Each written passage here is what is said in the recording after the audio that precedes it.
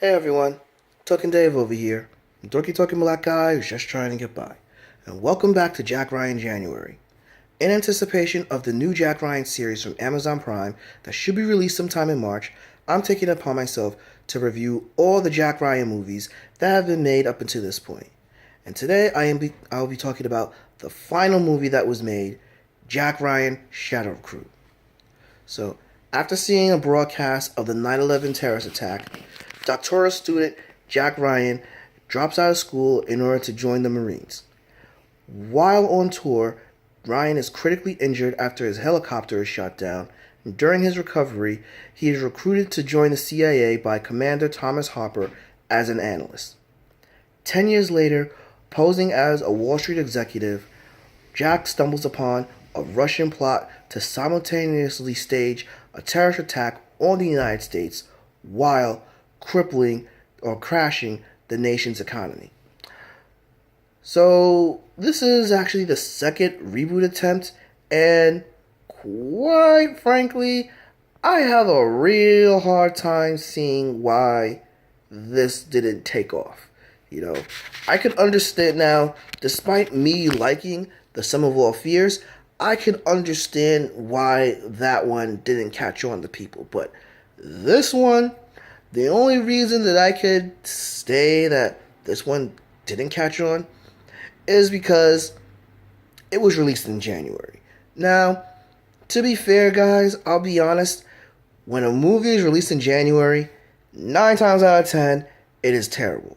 In fact, up until that point, the last movie that I actually liked that was released in January was Cloverfield. So when I saw that this movie was actually being released, I was like, oh, okay, I'm good, a new Jack Ryan movie, I'm in. Then I saw this coming out in January, I'm like, you know what, I really hope that this one actually makes it, because, I didn't see that much advertisement in trailers or in trailers or in commercials, but where I did work at the time, I saw a lot of posters like, drops on Madison Square Garden. I saw some posters in the subways, and basically, I saw some posters in the movie theaters, So, what made this movie so good, Well, let's start off with the fact that, we actually have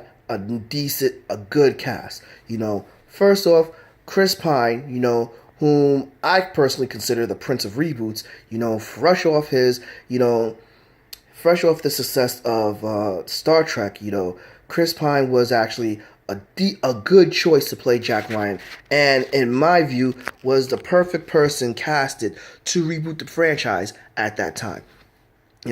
Chris still looked young enough to play the part, but he also had this air of maturity.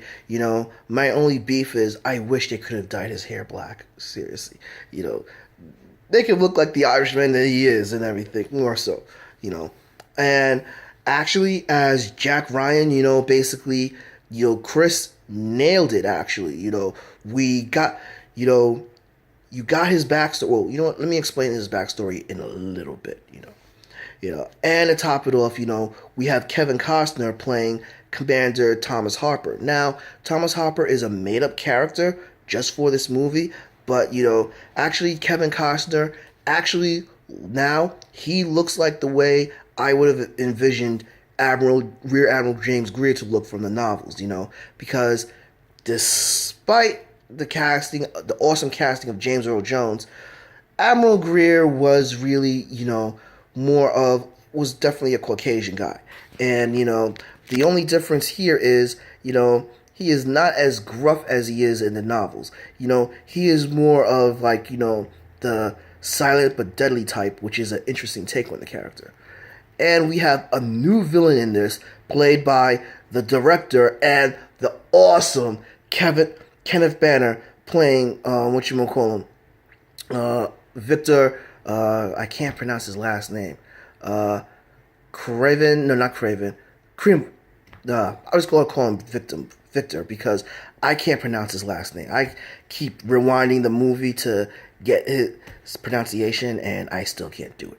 But Actually, Kenneth Branagh is awesome in like pretty much almost everything he does, and it is no surprise that I really enjoy him as the villain of the movie. And in my opinion, of all the movies that are released, he is actually the second great villain that this series has. And Keira Knightley is here.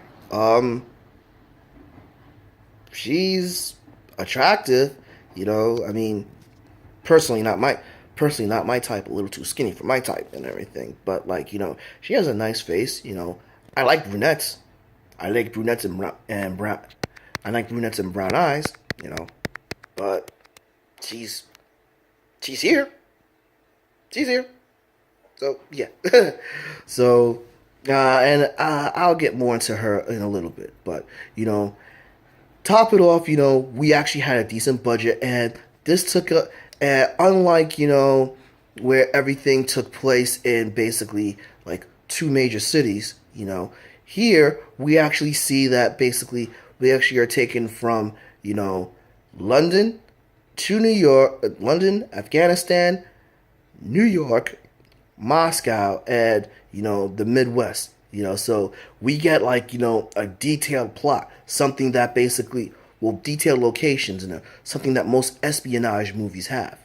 The plot of this, while I simplified it, is a little more complex than is a little more complex. I'm actually surprised that I was able to simplify this plot so well, because there's a little more in depth here.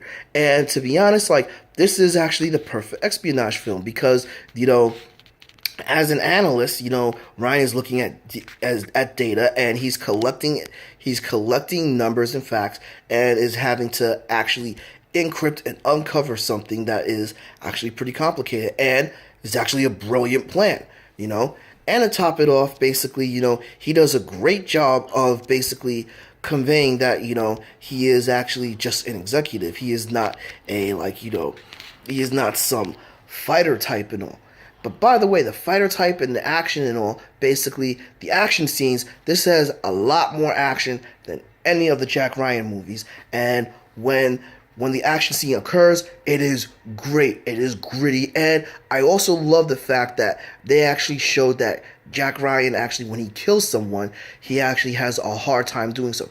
You see him shaking. You see him having a hard time reconciling that, which is amazing. And, while the action sequences are not overtly elaborate, except for the very last one with the car chase, they're executed very well.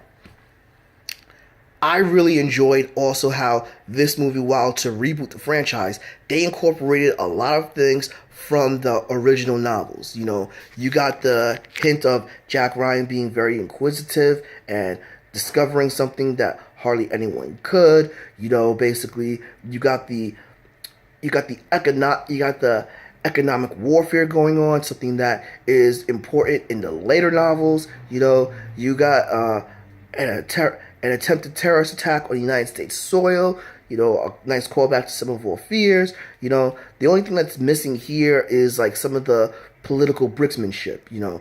But I think they would have gone with that if this movie got picked up for another series.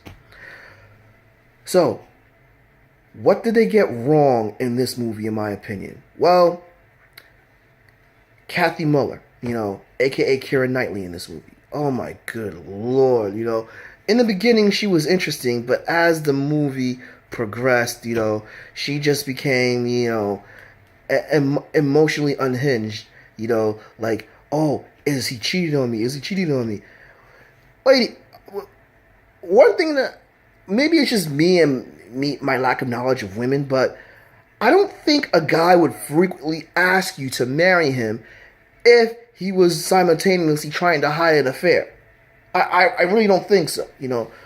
I could be wrong. I'm not married at the point, and I'm terrible with trying to get a date or trying to get chicks and everything. I'm lucky that I have the girl that I have right now, to be honest with you. But, and she ends up just being the damsel in distress, which is really not Kathy Muller or Kathy Ryan from the novels. That's the biggest drawback. And there are some, and I don't think it's too heavy, but people say that Kenneth Branagh's Russian accent is way too thick, but okay, fine. And are there some unrealistic and implausible parts? Of course there are. This is a movie, guys. Come on, seriously. You know? But before that, they did a great job representing the character, building the world, you know. The cinematography is great. The score is excellent, you know. Great cast, great budget, great action, great suspense, great intrigue, you know. Guys, basically, Jack Ryan Shadow Recruit is slamming. I'm still baffled that this didn't get picked up, but it's probably the January curse. Agree? Disagree? Drop me a comment below. Give me a like. Follow me on Facebook at Token Dave or on Twitter at TokenDave80. Subscribe and ring that bell so you know when a new video loads.